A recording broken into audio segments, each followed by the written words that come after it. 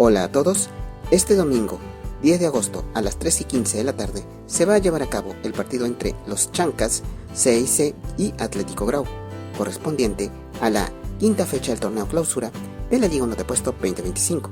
El escenario será en el estadio Los Chankas, ubicado en Andahuaylas, Apurímac. Esperemos de que haga un excelente partido y que gane el mejor.